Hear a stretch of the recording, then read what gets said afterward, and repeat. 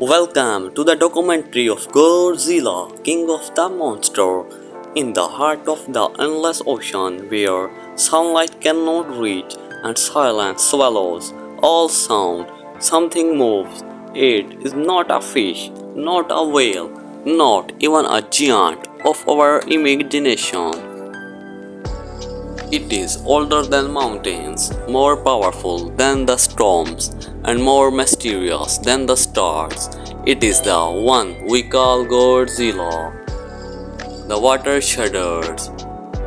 A shadow stretches across the ocean floor. Entire shoals of fish scatter as if fleeing from death itself. The earth trembles in response, and for a brief moment, the planet seems to hold its breath. Godzilla is not a creature of fantasy. He is not merely a monster of cinema. He is an ancient force of nature. To understand him, we must journey into myth, into history, and into the very core of the earth itself. The ancient titan, long before man built cities, long before the first fire was lit in human hands, creatures of impossible scale roamed the earth. Titans, as they are known today, each one connected to the balance of nature. Some ruled the skies other than land, but one dominated the seas. Godzilla. Legends whisper that he rose from the ocean in times of great imbalance. In Japan, he was Kaiju, a godlike beast of destruction. Polynesia Islanders sang of a lizard that shocked the mountains, even in forgotten ruins. Carrying of a dragon-like titan revealed his presence. Humanity has always known him. We just forgot. Ancient stones depict colossal monsters locked in combat. Priests carved offerings, believing Godzilla would either protect them or destroy them. To them, Godzilla was both wrath and salvation, fire and water, chaos and balance. The birth of fire when mankind unlocked the atom, we unleashed something we did not understand, nuclear power, the very energy that shaped stars, but it was also the power that awakened him. Godzilla does not hunt humans, he does not crave cities, he rises when our arrogance tips the scale of the planet. In truth, mankind did not create Godzilla, but we did make him from his slumber. A mushroom cloud rises into the sky. Waves crash against distant shores deep below Godzilla's glowing dorsal plates, ignited with blue light, a reminder of the deadly gift we gave him. The first roar. Imagine the sound of the earth splitting in two. Imagine thunder magnified 1,000 times. That is the roar of Godzilla when it echoes across the world. Silence follows, birds fall still, storms pause, and even the bravest hearts falter. The sea splits, Godzilla rises, his colossal body dwarfing every ship, every building, every weapon. Mankind dares to aim at him. Soldiers freeze, unable to believe what their eyes reveal.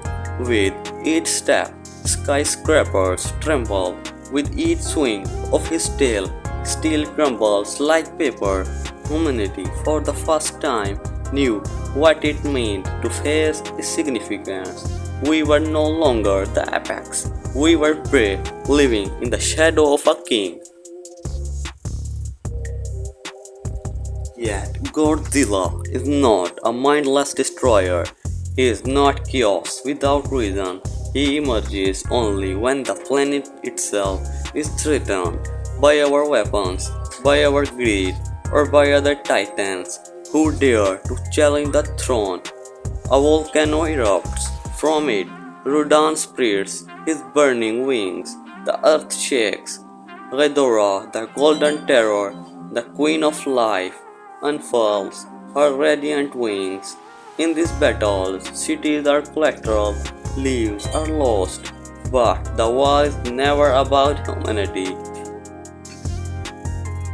It is about balance, and in this war, Godzilla stands as both destroyer and savior. The power within the atomic breath. Among all of Godzilla's weapons, none inspire greater fear than his atomic breath. It is no ordinary flame. When Godzilla roars, the world listens. When his dorsal fins ignite with that glowing blue light, even gods tremble. It is a warning that annihilation is about to begin. The plates along Godzilla's spine begin to glow. A human vibrates through the earth, then unleashed a torrent of blue energy tears across the night sky, cutting through skyscrapers, melting steel, and reducing everything to ash. Science cannot explain it. Weapons cannot stop it. This is not fire. This is the very energy of creation turned into destruction. The blast echoes for miles, a reminder to every creature, human or titan, that this king bows to no one.